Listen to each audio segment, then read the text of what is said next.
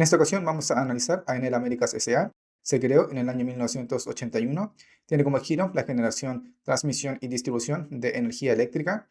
El grupo controlador es Enel S.p.A. con el 82,3% de las acciones y el Ministerio de Economía y Finanzas de Italia posee el 23,6% de las acciones de Enel S.p.A.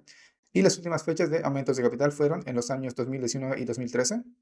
Los dividendos podemos apreciar cómo fueron creciendo desde el año 2017 hasta el año 2020, pero en el año 2021 cayeron bastante al punto de que en el año 2023 reportaron pérdidas y por lo tanto no repartieron dividendos. Pero ya en el año 2025 se recuperaron bastante en relación con los dividendos, llegando a repartir básicamente un monto bastante similar que en el año 2020. La política de dividendos históricamente ha rondado entre un 30 y un 50%. Antes del año 2021 estuvo más cerca de un 50%, siendo en 4 de 5 años un 50%. En el año 2022 fue de un 0%, ya que reportaron pérdidas. Y desde el año 2023 y 2024 ha sido solamente del mínimo legal, esto es de un 30%. Los dividendos los suelen repartir dos veces en el año, uno en el mes de enero y otro en el mes de mayo.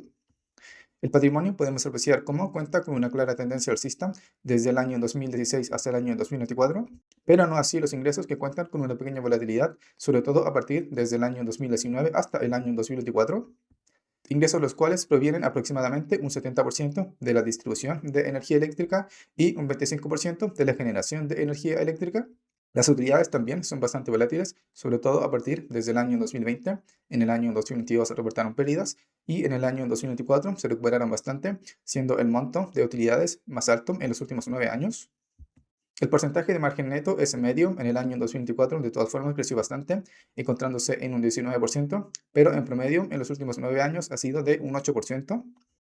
Ahora ya estamos hablando del estado de flujo de efectivo. Los cobros por ventas desde el año 2016 hasta el año 2018 se encontraban en aumento, pero a partir desde el año 2019 han ido disminuyendo. En el año 2024 se encuentran por debajo del monto de cobros por ventas del año 2019, así que podemos considerar de que además de ser volátil se encuentra con un pequeño decrecimiento. El flujo de operación también ha ido disminuyendo desde el año 2016 hasta el año 2024, con un poco más de volatilidad también, hay que agregar. Y el flujo de caja libre también ha ido disminuyendo desde el año 2016 hasta el año 2024. En el año 2023, de hecho, fue negativo. En el año 2024 se recuperaron, pero solamente un poco. Y esto producto de que han aumentado bastante las inversiones en activos fijos. Y ahora, ya hablando sobre el balance, podemos apreciar cómo en los últimos 9 años ha podido cubrir con los activos por sobre 1,5 veces los pasivos. Y con los activos corrientes ha podido cubrir por una vez o un poco por encima los pasivos corrientes, salvo en los años 2018, 2020 y 2021. Los activos corrientes representan en promedio en los últimos 9 años el 40% del total pasivos en el año 2024. De todas formas, ha sido de un 50%. Los pasivos corrientes, esto es la deuda a corto plazo, también representa un 40% del total pasivos en promedio en los últimos 9 años. Aún así, en el año 2024 ha sido de un 50%. Y la deuda financiera, que también aproximadamente en promedio en los últimos 9 años ha sido de un 40% de total pasivos y en el año 2024 y desde el año 2022, de hecho, ha sido de un 34%. El promedio de los dividendos de los últimos 10 años ha sido de 3,9 pesos. Por lo tanto, si es que quisiésemos obtener una rentabilidad por dividendo anual de un 7,5%, la acción debería valer 52 pesos, un 10% de dividend yield 39 pesos y un 12,5% de dividend yield 31 pesos. Actualmente el precio de la acción se encuentra en 98,3 pesos con una rentabilidad por dividendo anual de un 4%. Como podemos apreciar, el precio de la acción sufrió una caída bastante importante desde comienzos del año 2020 hasta mediados del año 2022, en donde alcanzó su mínimo histórico y se recuperó un poco hasta finales del año 2022, pero actualmente se sigue encontrando en unos niveles bastante similares que aquellos obtenidos a mediados del año 2022. Recapitulando lo que vimos anteriormente, comentar de que los dividendos son volátiles y se han ido recuperando en el año 2025 tras una caída desde el año 2021. La política de dividendos ronda entre un 30 y un 50%.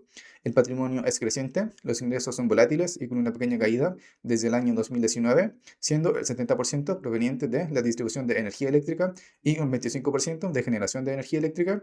Las utilidades son volátiles, aunque se han ido recuperando en el año 2025 tras una caída desde el año 2020. El margen neto es medio, en promedio, en los últimos 9 años ha sido de un 8%. Los cobros por ventas y el flujo de operación son volátiles y han ido disminuyendo desde el año 2019. El flujo de caja libre también es volátil y también ha ido disminuyendo, pero desde el año 2021, sobre todo por aumentos de inversión en activos fijos.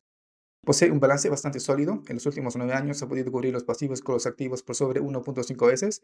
1.8 veces en promedio, una vez los pasivos corrientes con los activos corrientes, salvo los años 2018, 2020 y 2021, y en promedio también es de una vez. Y con los activos corrientes puede cubrir el 40% del total pasivos. Los pasivos corrientes representan el 40% del total pasivos y la deuda financiera también representa un 40% del total pasivos.